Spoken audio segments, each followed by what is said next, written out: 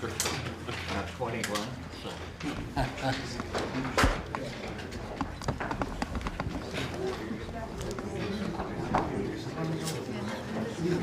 do you like it?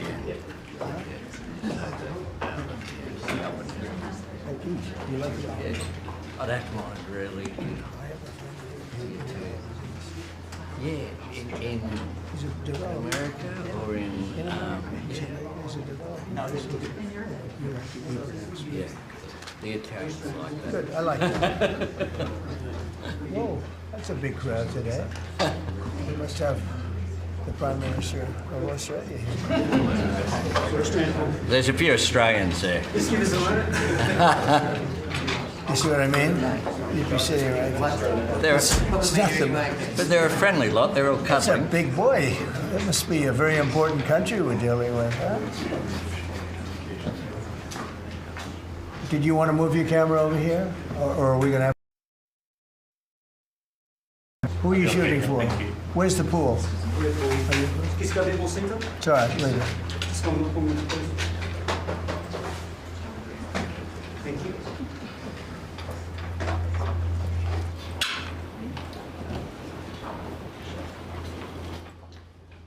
Well, thank you very much. It's great to have the Prime Minister of Australia. Fantastic place. A lot of friends over there, and this is one of them right here. The Prime Minister is, as you know, Anthony Albanese, and he's highly respected, done very well in his election, and I hear you're very popular today, right? I mean, it varies from day to day, but with all of us. But he's done a fantastic job as the Prime Minister. We're here to talk about trade, submarines, lots of other military equipment. They're big orderers of our great military equipment. We have the best equipment anywhere in the world by far. And, oh, you got to watch that. Watch that. You're not allowed to break that. That mirror is 400 years old. A camera just hit the mirror. I just moved it up here special from the vaults, and first thing that happens, a camera hits it. Hard to believe, isn't it? Hard to believe. But these are the problems in life. So we're going to be here to talk about lots of different things, and we might take a few questions before, but we are discussing critical minerals and rare earths, and we're going to be signing an agreement that's been negotiated over a period of 4 or 5 months. And it was sort of good timing that we got it done just in time for the visit. And we worked together very much on rare earths, critical minerals, and lots of other things. And we've had a very good relationship. We've been working on that for quite a while. In about a year from now, we'll have so much critical mineral and rare earths that you won't know what to do with them. They'll be worth about $2. But in the meantime, we're working with Australia and other countries. They're working with us too, but other countries also on that. But we're really working on anything having to do with military protection, military ships, vehicles, guns, ammunition, everything, the whole thing.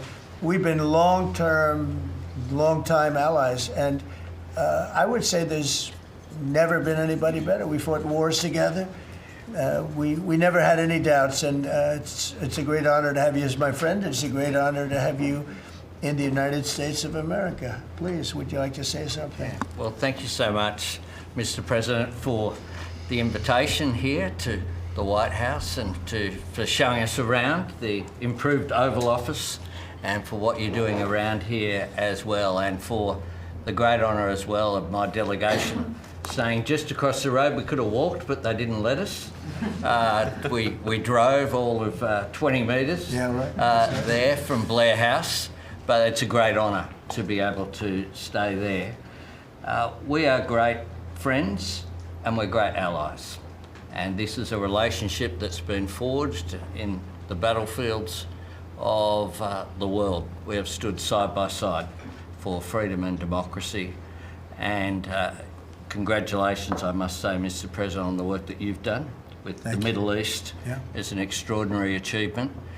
And on defence, we've already had a discussion about taking it to the next level. Our defence and security partnership with AUKUS is so important for us, and I thank you for the support that the administration are giving as well. You've had the Chief of the Navy here as well, which will play obviously a very critical role with the subs and increasing the security for the region and the world.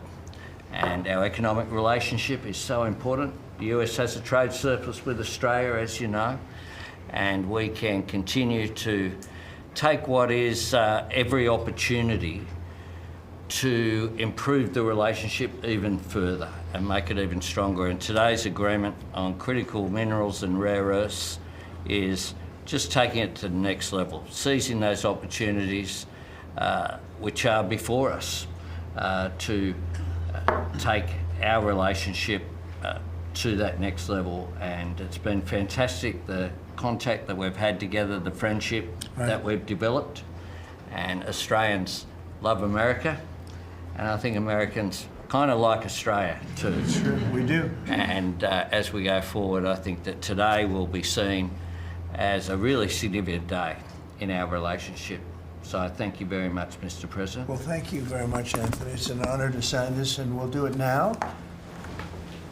And then we'll take some questions. Some good ones, I think.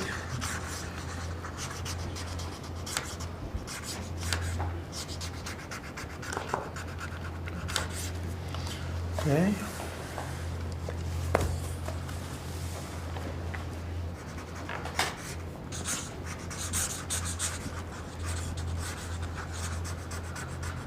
Well, this is a $8.5 billion pipeline that we have ready to go. That's right. It's all ready to go. Just getting started.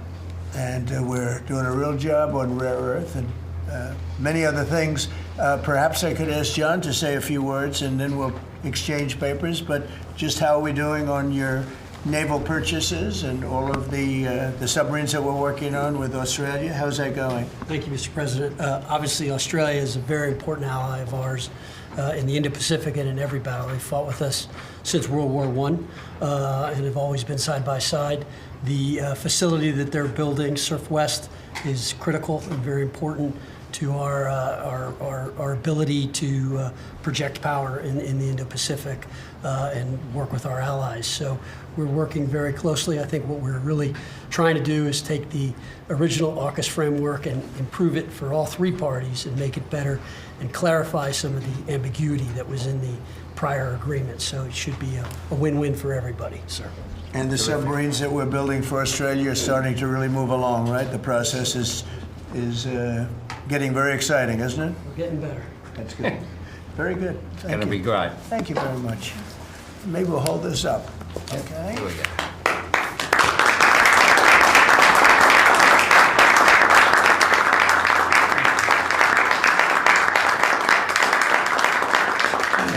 Thank you very much. Mr. President.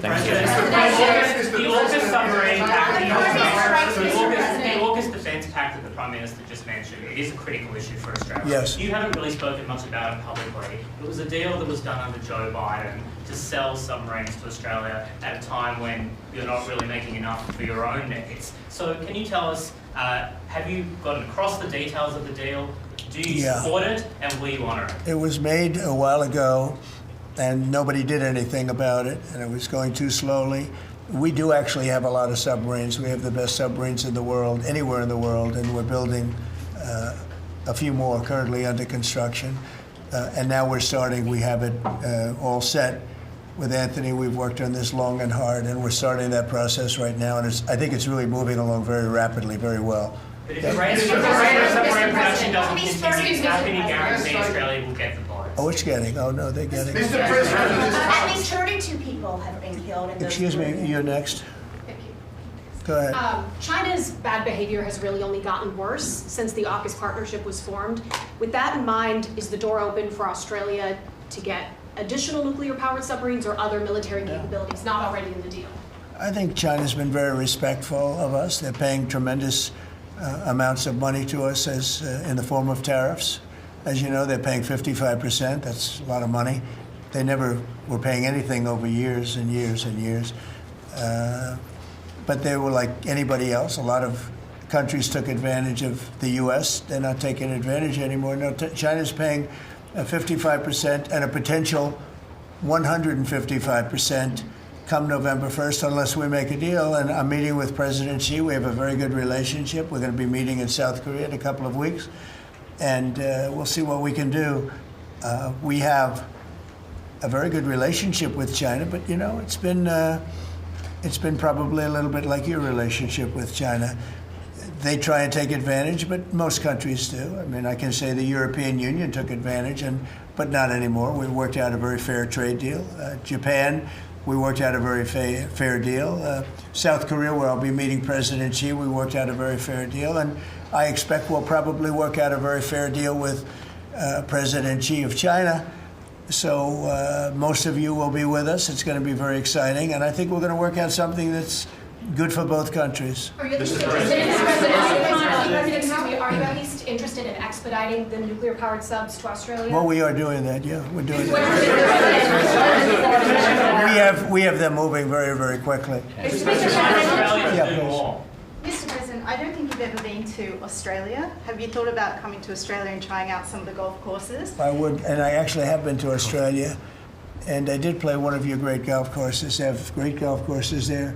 But I have been to Australia, actually. Would you come again? Oh, I would. In fact, I've been invited to go, and Indeed. I'll have to give it serious consideration. No, it's a real possibility. Did the Prime Minister invite you today? He did. And perhaps we could time it, must be said, with the President's Cup that Australia hosts as well.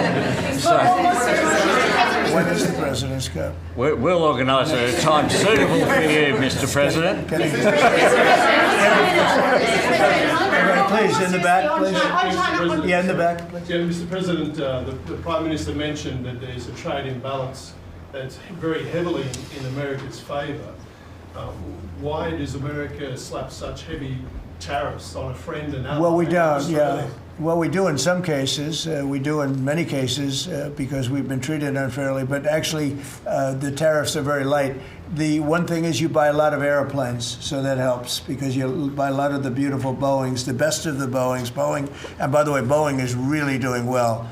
They have lots of orders, and they're really doing a great job. They make a great plane.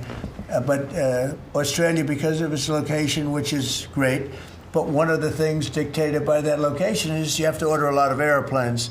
So I guess we have that advantage. They need a lot of airplanes in Australia, and that gives us a little bit of an advantage. Mr. President, yeah, your Secretary of War, Pete Hegseth, in his Shangri-La speech in, I think it was May, warned about the potential likelihood or threat of President Xi ordering an invasion of Taiwan. 2027 is also the year that Fleet Base West is supposed to start rotating those US and UK submarines. Do you see AUKUS as a deterrent for China in the Indo-Pacific? Yeah, I do. I think it is, but I don't think we're going to need it. I think we'll be just fine with China. China doesn't want to do that. First of all, the United States is the strongest military power in the world by far. It's not even close. Not even close. We have the best equipment. We have the best of everything, and nobody's going to mess with that. And I don't see that at all with President Xi. I think we're going to get along very well as it pertains to Taiwan and others. Now, that doesn't mean it's not the apple of his eye, because probably it is. But I don't see anything happening. We have a very good trade relationship. We're going to have a very good, I think, when we leave South Korea, could be wrong, but I think we'll end up with a very strong trade deal. Both of us will be happy. No, I don't see that happening, no. Given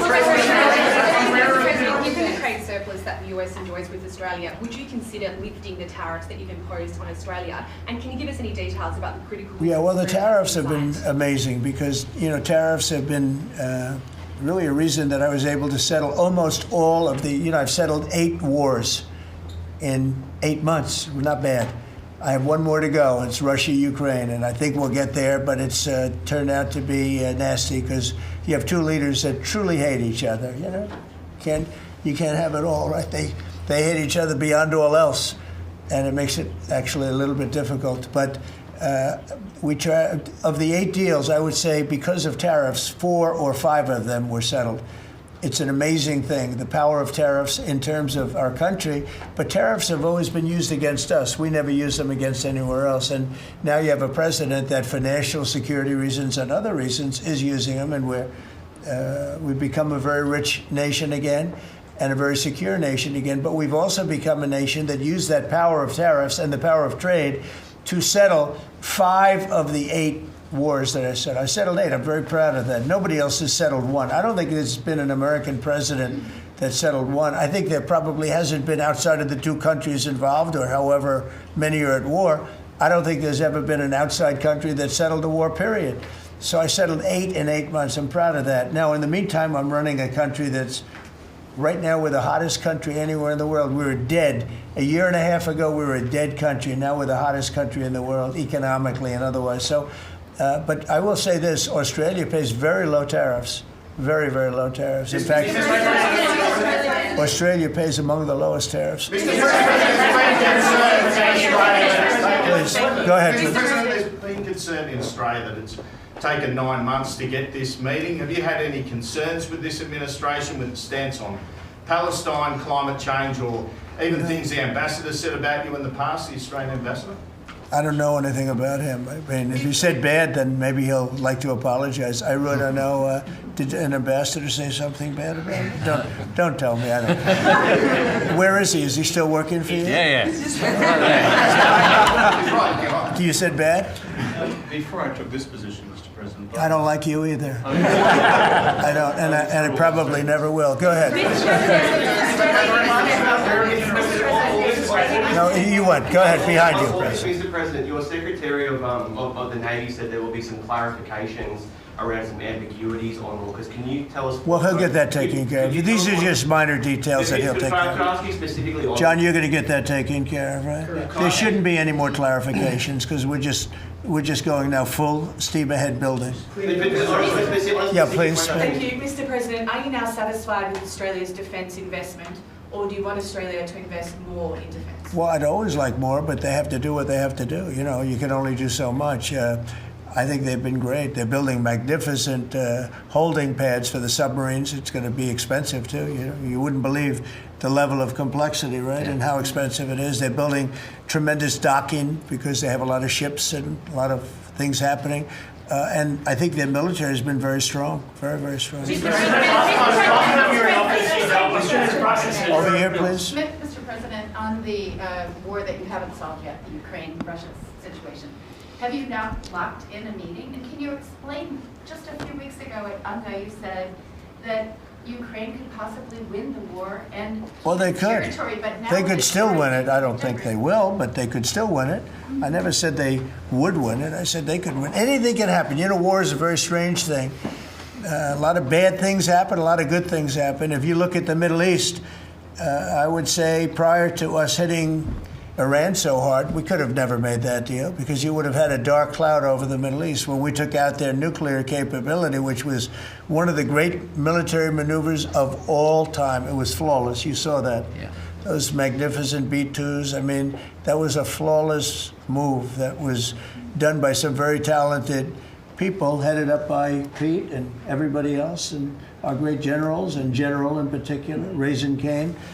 We did a great job. And when that happened, everything was different, and we were able to get a deal. If we didn't do that, if it wasn't, you know, they wanted to do that for 22 years, Mr. Prime Minister. For 22 years, I had the pilots here, the B-2 pilots, and they came to the Oval Office, and I thought they deserved it. They flew 37 hours back and forth.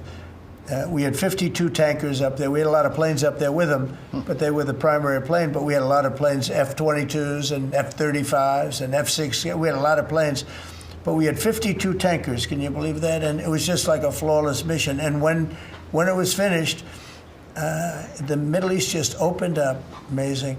And they've wanted to do it for 22 years. The pilots came up to me. They said, you know, for 22 years, we practiced this maneuver 3 times a year for 22 years, our predecessors and us. These are now young pilots, you know, but they're older now, predecessors practiced it. And they said, we never had a president that would let us do it, but I let him do it.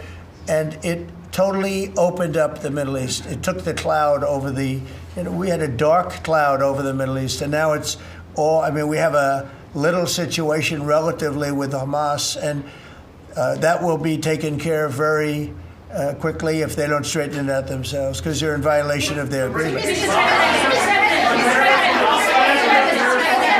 you saying that Thank you, Mr. President. On rare earth minerals, there? Australia is one of the only places in the world that processes rare earth minerals. Could there be an agreement? China has 90% of the processing. Could there be an agreement over processing rare earth minerals with Australia? Sure, Yeah. that's what we're doing. That's part of the agreement. That's Can part you- of the agreement. Can you say with Go ahead, please. Thank you, sir. Just, sorry. Yeah. On a follow-up on Taiwan, there are reports that you will come up, or China is pressuring you to not support independence for Taiwan in exchange for a trade deal. Well, I'm not going to talk about that. What I'll talk about, you and I will have that discussion in a couple of weeks when I'm in South Korea with President Xi. We're going to be talking about a lot of things. I assume that's going to be one of the things, but I'm not going to talk about that now. Yeah, please go ahead. Mr. President, you just alluded to the violence in the Middle East. What steps is the administration taking to maintain the ceasefire? Well, a lot of steps, and right now it's in the hands of others. You know, we have 59 countries that agreed to the deal. We have peace in the Middle East for the first time ever. We made a deal with Hamas that, you know, they're going to be very good, they're going to behave, they're going to be nice, and if they're not, we're going to go and we're going to eradicate them if we have to. They'll be eradicated, and they know that. So they went in, and I don't believe it was the leadership, but they had some rebellion in there among themselves, and they killed some people, you know, a lot of people. But this is a violent group. You know, you probably noticed over the last 100 years, this is a very violent group of people. And they got very rambunctious, and they did things that they shouldn't be doing. And if they keep doing it, then we're going to go in and straighten it out, and it'll happen very quickly and pretty violently, unfortunately. Go ahead. Yeah, just following up on that question, when you say we are going to eradicate Hamas, who is we? Does that include American boots on the ground? No, it won't be on the ground at all. We don't need to, because we have many countries, as you know, signed on to this deal. The way I view it, 59 countries, and unanimous. There's never been, nobody ever believed it was right. Countries that 4 months ago didn't like each other, and now they're all aligned together. I mean, we've had countries calling me when they saw some of the killing with Hamas, saying, we'd love to go in and take care of the situation ourselves. In addition, you have Israel would go in 2 minutes if I asked them to go in. I could tell them, go in and take care of it. But right now, we haven't said that. We're going to give it a little chance, and hopefully there will be a little less violence. But right now, you know, they're violent people. Hamas has been very violent. But they don't have the backing of Iran anymore. They don't have the backing of really anybody anymore. They have to be good. And if they're not good, they'll be eradicated.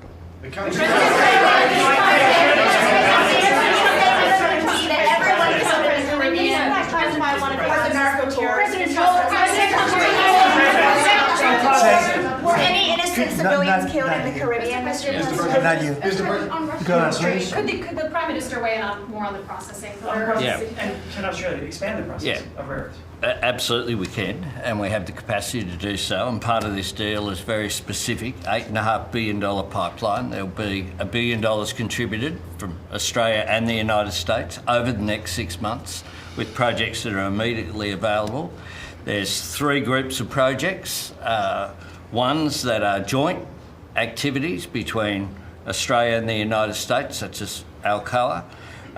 Secondly is projects that will be US investment that the US will undertake in Australia, including processing, and then ones that Australia will undertake, some as well. One of them is Australia, the US and Japan as well. So what we're trying to do here is to take the opportunities which are there.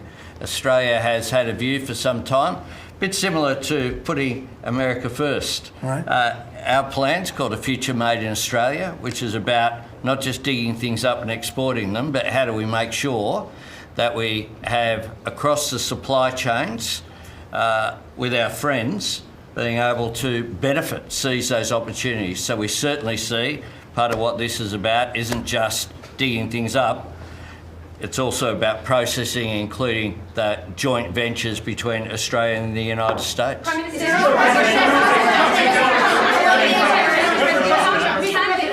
the US and Australia really compete with China? Aren't we decades behind in terms of the development? No, you've been reading the wrong newspapers. We're not decades.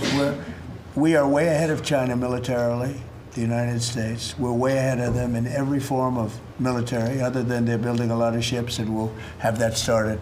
We'll be catching them on that. When it comes to critical but we will, minerals, when it comes to weaponry, when it comes to, I'll go, right now, AI. The big thing is AI. They're building more plants in this country than anybody ever imagined. We're going to have over $20 trillion of investment for this year, where the most we ever had was a tiny fraction of that. As an example, Biden, who's the worst president in the history of our country by far, by the way, but they were less than $1 trillion for 4 years. We're already now breaking $18 trillion of investment in 8 months. 18 trillion. No country in history has ever done that. We're way ahead of China in AI, and we're way ahead of China militarily from the standpoint of the sophisticated weapons. We have weapons that a lot of people don't even know about it. I got them started 4 years ago. I rebuilt the military 4 years ago, fortunately, because Biden didn't do anything but give a piece of it away to Afghanistan. Fortunately, as much as it sounded like it was a small part of what I built, but the Afghanistan giveaway was one of the worst. That was probably the most embarrassing day in the period in the history of our country. But we have the greatest military. We have the best equipment. We have the best manufacturers of equipment. We have the best weapons. When you look at our weapons, I've been talking a lot about our weapons. Everybody wants our weapons. But it's great to be working with Anthony. It's great to be working with the people of Australia, because they also, it's a smaller country, but you have done a fantastic job in weaponry and the kind of things that we do a lot of joint work together. Our militaries work very, very closely together. We've been really an amazing ally when you think of it, right? There's never been any games. We're strongly committed, and they're strongly committed. There are some games with other countries, but there haven't been games with Australia.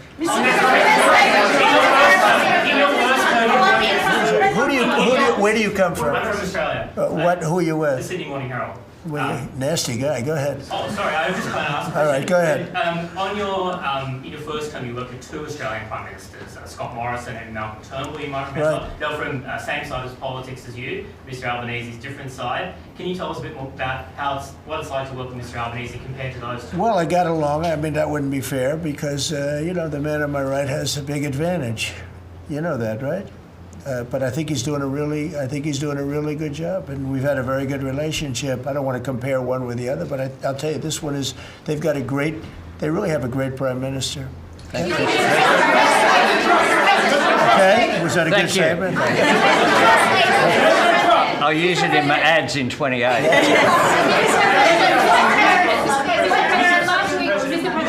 President Putin on Thursday, did you discuss his ongoing attacks on civilian areas in Ukraine? Yeah. Did you say cut it out? Did you say show an article of good faith to me? I did. But as you know, most of the people dying are soldiers. The soldiers that are dying in Russia and Ukraine, it's unbelievable. 5,000 to 7,000 a week. Can you believe it? And I look at that and I say it's pretty amazing. But in addition to that, there are attacks on Kiev and some of the other places. And it's human lives, but the big number of human lives are soldiers that are being killed in the battlefield. Anywhere from 5,000 to 7,000, sometimes more than that every single week. It's not even believable. It's a bloodbath. It's the worst since the Second World War, the worst number of people. And it doesn't affect us in any way. We don't pay anything, because now they pay us for the weapons that they get. The NATO is paying us for the weapons, as you know. It doesn't affect, I guess you could say that's a positive thing, they pay us, but I'm not interested in that. I did straighten it out. Biden gave them $350 billion. Can you believe it? And all they did is get deeper in. It's a shame. Gave them $350 billion. A lot of lives were lost. That's a war that would have never happened if I were president. But we do speak about that. I speak about all of the lives, but I do speak about the civilian lives. Yeah. The First Lady has done such an amazing job on the Ukrainian children who were abducted by Russia. Would you support Senator Lindsey Graham's bill to declare Russia a terrorist state? And you have within your power, you're the most powerful man on earth. Why don't you just enable Ukraine to finish this war tomorrow? Well, if you knew anything about what you were talking about, you'd be able. You do. I don't think you do, really. I don't think you do, because it's a little more complicated than that. But it sounds easy. We're in the process of trying to make a deal. If we make a deal, that's great. If we don't make a deal, it'll be a lot of people are going to be paying a big price. And on the abducted children. Quiet. President Trump, so a question to both of you, if you don't mind. So I love his haircut. He's one of I'm going to try that. No, I love it. Go ahead. One of ours. So, as we all know, China controls 90% of the global supply of critical minerals. They have launched attacks on Australian companies, primarily Lynas Rare Earths. What will happen to China if they don't play fair with this? So, it's a very interesting question. We have a tremendous power, and that's the power of tariff. And I think that China will come to the table and make a very fair deal, because if they don't, they're going to be paying us 157% in tariffs. Right now, they're paying 55 to 57%. When I was first president, in first term, we had the greatest economy we've ever had. And as you know, people don't write too much about it, but China paid us hundreds of billions of dollars worth of money for tariffs. Biden left it, but he didn't enforce it. He gave exceptions to almost everything. And so he left the tariffs, but he didn't really collect the numbers that he should have collected, and because he didn't know what the hell he was doing. So now the tariffs are much higher in China than they were before, and they're high on other countries depending on whether or not we like that country or we get along, and that's for national security purposes. So I made deals with Japan, I made deals with the European Union, or the whole of Europe practically, but the European Union, made deals with a lot of different people. We have a very fair deal for, I will say, Australia's paying a low number. They do have, I'll change it, we have a little bit of an advantage on that one. I told you, the advantage we have is airplanes. We sell a lot of airplanes to them, and they need them. It's a very vibrant place, and people go in and out, and I look forward to going there myself. And I think it's unlikely I'll be taking a ship.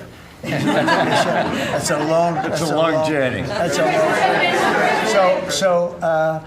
But China has treated us with great respect. Now, in the past, they didn't treat other presidents with great respect. They would take hundreds of billions and even trillions of dollars out of the country, and they would spend it and build their military.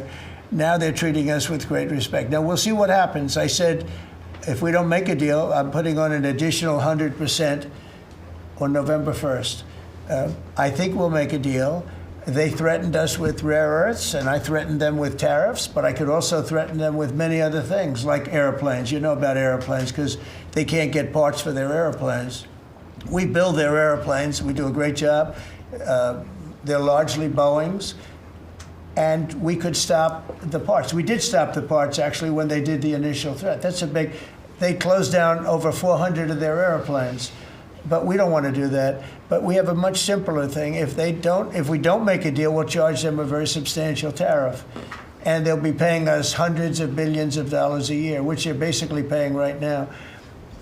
We had presidents that allowed China and other countries get away with murder. We're not going to allow that, but we're going to have a fair deal. I want to be good to China. I love my relationship with President Xi. We have a great relationship. I believe after we leave South Korea, we'll be there together. We thought that would be a good place to meet, and we're going to be meeting. I'll be in Malaysia, I'll be in Japan, I'll be in a couple of others. We'll be sort of doing a little bit of a tour. I've been invited to go to China, and I'll be doing that sometime fairly early next year. We have it sort of set. But I think we're going to have a very good relationship with China. And again, they will threaten us with rare earths. I don't think they're threatening us too much right now. But they could do that, but I threaten them with something I think is much more powerful, and that's tariffs. Because at a certain point, they will not be able to do any business with us. At a certain point, if they pay enough tariffs, it's almost like saying, we don't want to do business with you, but it's probably nicer. Saying you're going to pay 158, 157% tariff is a nicer way of saying that we don't want to do business with you. And if they don't do business with us, I think China's in big trouble, I'll be honest with you. I think China is, I don't know that they even make it. I really do. I believe that they're in big trouble. And I don't want them to be in big trouble. I want them to do great. I want them to thrive. but we have to thrive together. It's a two-way street. I think when we finish our meetings, and it's going to be a big deal. Look, I'm meeting with a lot of other countries, but this seems to be the one that people are very interested in. I think when we finish our meetings in South Korea, China and I will have a really fair and really great trade deal together. I want them to buy soybeans. They stopped buying our soybeans because they thought that was punishment. And it is punishment to our farmers, but we're not going to allow that to happen because I made a great trade deal with China, a $50 billion trade deal. And they were great about it. They were doing everything that they were supposed to do. And then when Biden came in, you know, I used to call President Xi all the time to say, thank you, or you're not buying enough. In other words, they were supposed to buy. Biden, do you think Biden ever called him? I don't think Biden ever called him. You think Biden lied awake at night thinking about trade with China? He didn't know what he was doing. He was an incompetent president. We had an incompetent president, but you don't have that anymore. So I think we're going to end up having a fantastic deal with China. It's going to be a great trade deal. It's going to be fantastic for both countries, and it's going to be fantastic for the entire world. Thank you very much, everybody. Thank you, press. Thank you very much. Thank you, guys. Thank you. Thank you, guys. Thank you very much. Thank you, press. Thank you, press. Keep going. Thank you, press. Thank you, press. Thank God. Thank you, guys. Thank you. Keep going. No more pictures. Keep going. Thank you, guys. Keep going. Keep going. Thank you, press. Thank you, press.